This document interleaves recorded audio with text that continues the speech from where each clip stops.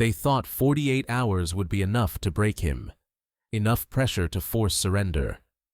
But when the deadline arrived, Ibrahim Traoré stood before the cameras and delivered a response that sent shockwaves across the world. August 17, 2025, 11:43 p.m. The secure phone in Ibrahim Traoré's private office rang. Only 6 people in the world had that number, and none of them would call this late unless it was an emergency. Traoré picked up. The voice on the other end was calm, measured, speaking in French with a Parisian accent.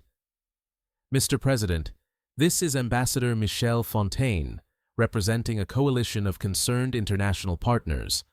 I'm calling to deliver an official message." Traoré leaned back in his chair. "I'm listening." "Your recent actions, nationalizing foreign mining operations, expelling military advisors, canceling bilateral agreements, have created an untenable situation. Our governments have shown patience, but that patience has limits.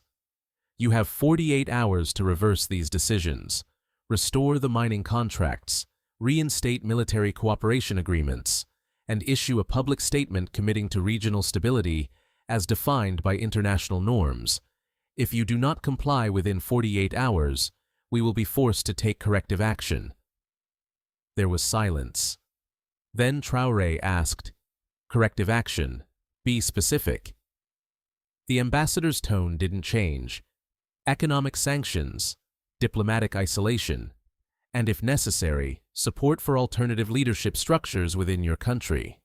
We prefer cooperation, Mr. President, but we will act in our interests with or without your agreement.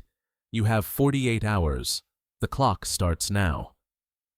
The line went dead. Traoré set the phone down slowly.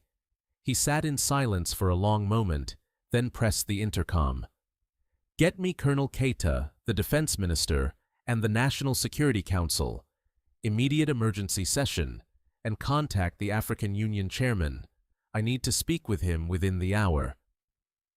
By 1 a.m., his core team was assembled in the secure conference room beneath the presidential palace. Traoré briefed them on the call. The room erupted in controlled chaos. The defense minister immediately began calculating military scenarios. The foreign minister talked about diplomatic channels. The economic advisor warned about the impact of sanctions. But Traoré raised his hand, and the room fell silent. "They gave us 48 hours, he said calmly. "That tells me 2 things. First, they don't actually want a military confrontation. If they did, they wouldn't warn us. Second, they believe 48 hours is enough time for fear to do their work for them. They think we'll panic, calculate the cost, and surrender." He paused. "We're going to prove them wrong." Colonel Keita spoke first. "Sir, if they're serious about sanctions, our economy will suffer. Foreign currency reserves are limited. Import dependencies are real. We can survive, but it won't be easy." Traoré nodded. "I know, which is why we've been preparing for this scenario for months. Activate the regional trade agreements with Mali, Niger, and Guinea. Accelerate the local currency initiative, and contact our partners in China and Russia. Let them know the situation. They've been waiting for an opportunity to expand influence in West Africa. This is it." The foreign minister interjected. "And diplomatically? The African Union?" Traoré's expression hardened. "The AU will support us. Most of them are tired of foreign interference. Some are too afraid to say it publicly, but privately, they'll back us. I need you to reach out to every Pan-African aligned leader, Nigeria, South Africa, Kenya, Tanzania. Remind them that what happens to Burkina Faso today can happen to them tomorrow." Over the next 24 hours, Traoré's government moved with precision. Diplomatic channels were activated. Emergency economic measures were implemented. Military units were placed on heightened alert, not for offensive action, but to prevent any coup attempts that foreign powers might support. and Traoré himself spent hours on secure calls with African leaders, building a coalition. The responses were mixed. Some leaders offered immediate vocal support. Others were cautious, offering private assurances but avoiding public commitments. A few, those with close ties to Western governments, remained silent. But enough rallied that by the end of the first day, Traoré had a foundation.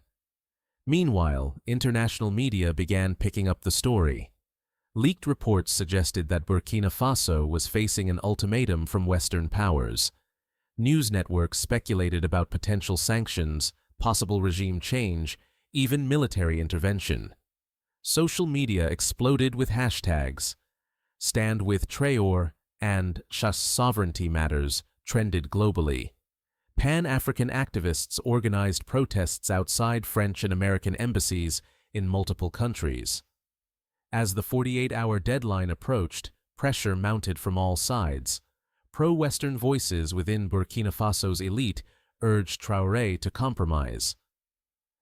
"This is suicide," one former minister told him in a private meeting. "You're picking a fight you can't win. Bend now, survive, and fight another day." Traoré's response was ice cold. "If we bend now, we'll never stand again. They'll know we can be broken, and every demand after this will be easier for them and harder for us." With 12 hours remaining, Traoré made a decision that surprised even his closest advisors. He scheduled a live national address, not just for Burkina Faso, but broadcast across Africa and streamed globally. He would speak directly to the people, and he would do it 1 hour before the deadline. August 19th, 10:00 p.m. Traoré sat behind his desk in the presidential office, facing a camera. Behind him, the flag of Burkina Faso. He wore his military uniform, the red beret perfectly positioned. His expression was calm, almost serene. And when he began to speak, his voice carried a quiet strength that resonated far beyond the borders of his small nation. "My fellow citizens of Burkina Faso, my brothers and sisters across Africa, and to those watching around the world, I speak to you tonight at a critical moment. 48 hours ago, I received an ultimatum from foreign powers. They demanded that I reverse the policies my government has implemented to protect our sovereignty, our resources, and our future. They demanded I restore contracts that exploit our wealth.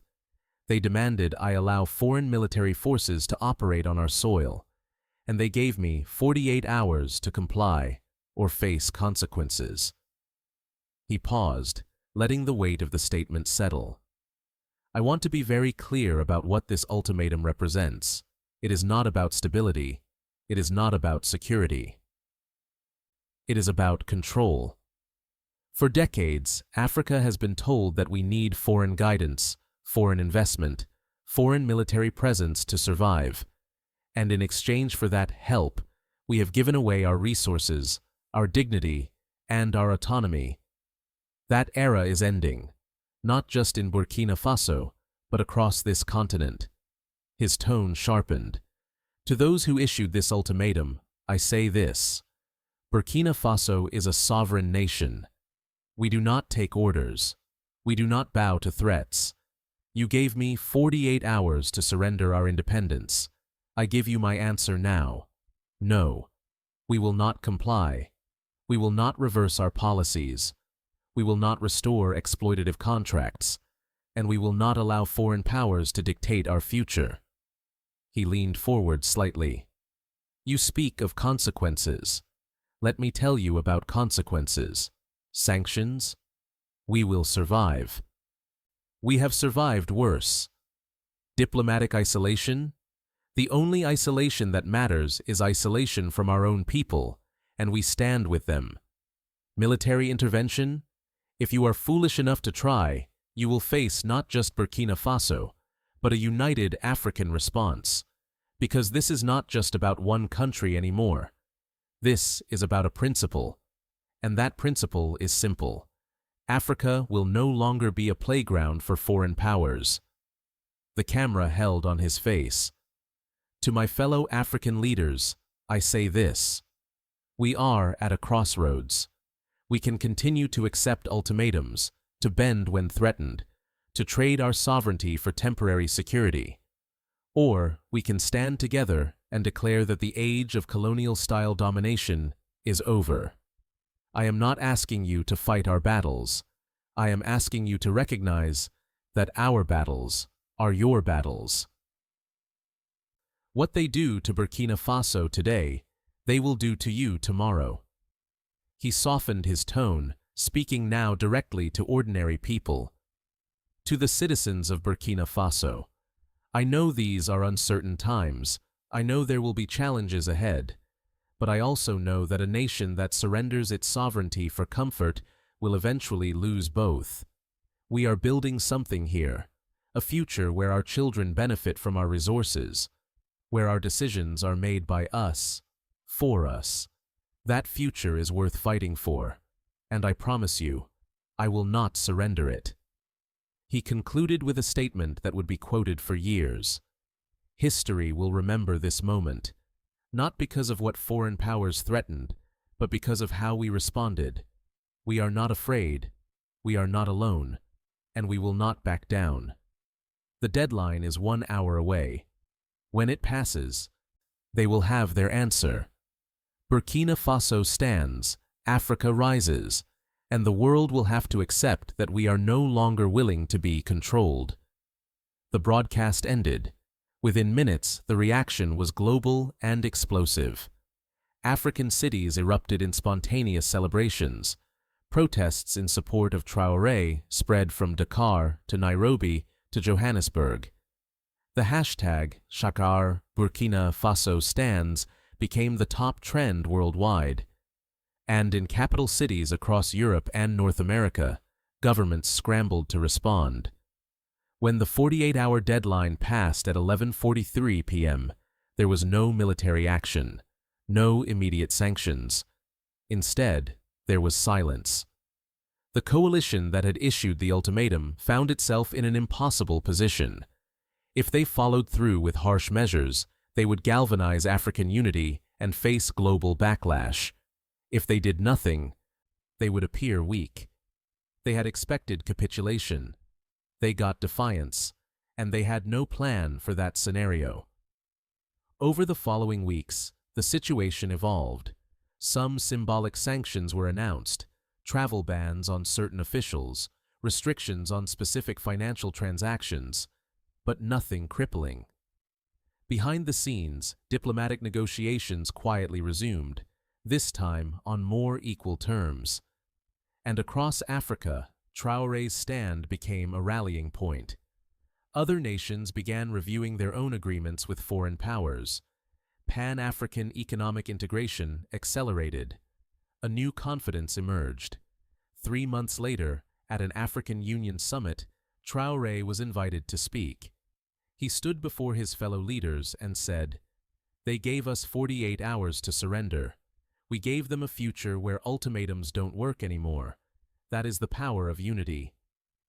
That is the power of courage, and that is the future we are building together." The applause was thunderous. The 48-hour ultimatum had been intended to break Ibrahim Traoré. Instead, it became the moment that defined him, and ignited a movement that would reshape the continent's relationship with the world. Because sometimes, the most powerful response to a threat is simply to refuse to be afraid.